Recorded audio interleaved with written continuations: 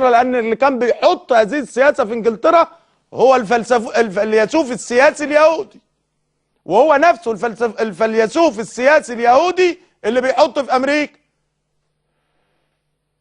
اقول ايه اكتر من كده؟ اقطع هدومي؟ انا مش فاهم. يعني انا ما بقتش انام. حسبي الله ونعم الوكيل. شوفوا، كملوا فرجه والنبي لا تكملوا فرجه بالمستندات. هعمل ايه اكتر من كده؟ هعمل ايه اكتر من كده؟ ده حرام. ايها الشعب، انا قلت لك انت مسؤول. ايها الشعب المصري، انت قدرك القدر الذي اعطاه الله اياك انك المسؤول، وكل اللي بيحصل لك ده علشان المسؤول لما يقع خلاص الباقي واقلب. تماسك مصر وتماسك الشعب المصري وقوته واعلانه لانه على اتم الاستعداد لاي حرب ايا كانت هذه الحرب. احنا لما وقفنا في العباسيه ووقفنا في اسكندريه ووقفنا في بورسعيد وقلنا الشعب بيرفض المعونه الامريكيه عملوا ايه؟ جروا ناعم،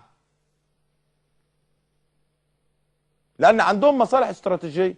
انتوا عارفين المره الجايه بقى هيضغطوا على مصر بايه؟ بقطع غيار السلاح. انتوا عارفين لو وقفنا وقلنا نصنع قطع الغيار هيرجعوا يجروا ناعم. هم بيستخدموا ان احنا كسالى. هم وصلونا الى مجتمع كسول وبيعتمدوا على ان احنا كسالى، بجانب ما بنشغلش دماغنا، وحاطين لنا اعلام عميل واعلام جواسيس ومخترقين الاعلام ومخترقين الصحافه ومخترقين. واحنا طبعا انا قلت علشان اشهد يا تاريخ، اشهد يا تاريخ، انا طالبت بمدعي عام سياسي وبمحكمة سياسية للنظام السابق. انا اطالب بمحكمة سياسية للنظام السابق.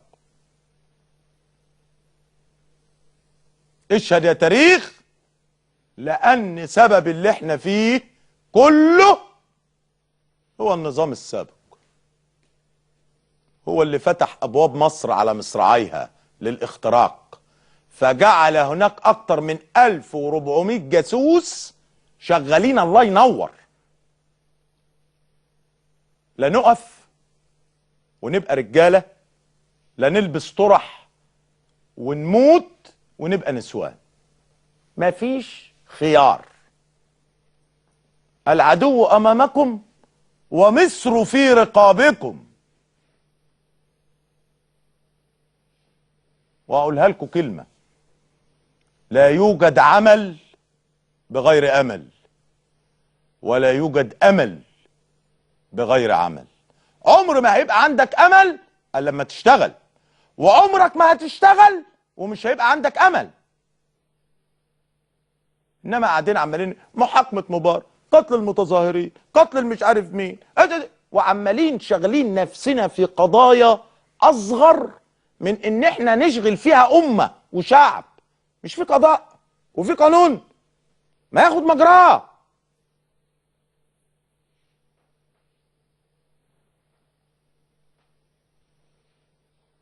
6 ابليس، اقصد 6 ابريل، عايزه تحاكم مصطفى بكر علشان اتكلم عن فقامه الامام العالم العلامه الدكتور محمد البرادعي في مجلس الشعب. طب والافندي اللي في مجلس الشعب اللي شتم المشير وقال عليه لفظ استحاله ان انا اقرره، احتراما للرجل في سنه مش منصبه. راجل قد ابويا في السن، ما اقدرش، انا راجل فلاح. شوفوا ادي الشغل. والله العظيم ايها الشعب، اذا ما وقفت وقفه زي الناس ضد الناس دي لا تستاهل اللي يحصل فيك، ويبقى اللي اليهود بيعملوه فيك حلال. يلا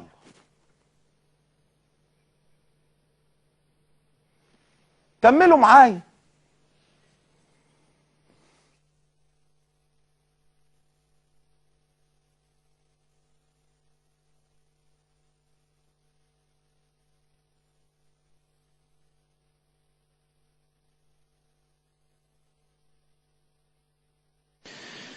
מה מצרים באמת רוצה? יש לנו שלום עם מצרים? קודם כל אני חייב לציין שאני יהודי ממוצא מצרי. לדאבוני הרב, המשפחה שלי גרה במדינה הארורה הזאת שנקראת מצרים מאות שנים. אז אני מכיר את המצרים, אני יודע איזה נאצים הם, אני יודע איזה שונאי ישראל הם, ואני יודע איזה שקרנים הם. צריך להבין קצת על ההיסטוריה, כדי להבין מה קורה היום. ב-1948, כשמדינת ישראל הוקמה אחרי 2000 שנות גלות, ביום הראשון של הקמתה של המדינה היהודית החדשה, ביום הראשון הצבא המצרי הנאצי נכנס לארץ ישראל כדי להשמיד את כל היהודים, כדי להשמיד את כל היהודים בארץ ישראל. הם אמרו באום, השגריר שלהם, וכל הדיפלומטים וכל הנציגים שלהם בכל רחבי העולם אמרו בכל שפה שהם מתכוונים לבצע שואה נגד עם ישראל ב-1948.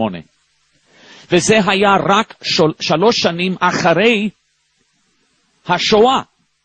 השואה הסתיימה ב-1945, והם רצו עוד שואה, הנאצים האלה. במשך השואה עצמה, השואה במלחמת העולם השנייה, העם המצרי תמך בהיטלר והגרמנים הנאצים. המצרים הפסידו, ברוך השם, ב-1948. בנס אלוקי, ישראל ניצחה נגד מצרים, נגד כל מדינות ערב שניסו להשמיד את המדינה היהודית החדשה. אבל עד 1967 המצרים לא הפסיקו לרגע להשמיד את ישראל. כל הזמן היו מעשי טרור, כל מיני מעשים כדי להרוס את המדינה היהודית. ב-1967, לפני פרוץ מלחמת 6 הימים, המצרים וכל הערבים, כל נציגי העולם הערבי, הודיעו שהם מתכוונים שוב לנהל מלחמה, להתחיל מלחמה נגד ישראל כדי למחוק את ישראל מעל מפות העולם, כדי לבצע שואה, אם רוצים להשתמש בשפה שלהם, המצרים אמרו שהם מתכוונים לסיים את מלאכתו של היטלר. הם אמרו את זה בטלוויזיה המצרית, ברדיו המצרי, בנאומים של הדיקטטור אבדול גמול נאצר ימח שמו, וכל המנהיגים המצרים, כולם אמרו את זה. כולם הודיעו את זה. הם לא הסתירו שום דבר. ושוב, זה היה ב-1967, כשהיו לערבים את סיני, יהודה, שומרון, עזה, ירושלים, רמת הגולן, כשישראל הייתה מדינה קטנטונת מיקרוסקופית עם גבולות של רק 10 קילומטרים, אפילו אז מצרים וכל העולם הערבי התחילו מלחמה כדי להשמיד את ישראל הקטנטונת. ברוך השם, היה עוד נס אלוקי, והקדוש ברוך הוא נתן לנו ניצחון מדהים, ושחררנו יהודה, שומרון, עזה, ירושלים, רמת הגולן וסיני. אז המצרים המשיכו להודיע שהם מתכוונים להשמיד את ישראל, שהם לא יפסיקו את זה לעולם, והם התכוונו למה שהם אומרים. אבל אז היה להם מנהיג חדש, ב-1970 מנהיג חדש שנקרא אנואר אל-סאדאת, ימח שמו וזכרו, מוחמד אנואר אל-סאדאת, שהיה נאצי, ממש נאצי, שתמך בהיטלר, שהיה בכלא של הבריטים במצרים, כי הוא עזר לנאצים הגרמנים במשך השואה. במשך השואה הוא עזר לגרמניה הנאצית, והבריטים שמו אותו בכלא 4 שנים על הפשעים שהוא ביצע למען גרמניה הנאצית במלחמה. וכל החיים שלו סאדאת תמיד אמר איך הוא רוצה להיות היטלר ערבי, איך הוא אוהב את היטלר, איך היטלר האליל שלו. הוא כתב מכתבים ציבוריים להיטלר ושיבח אותו שוב ושוב. באוטוביוגרפיה שלו הוא שיבח את היטלר, הוא שיבח את היטלר בטלוויזיה האמריקאית. יש תוכנית באמריקה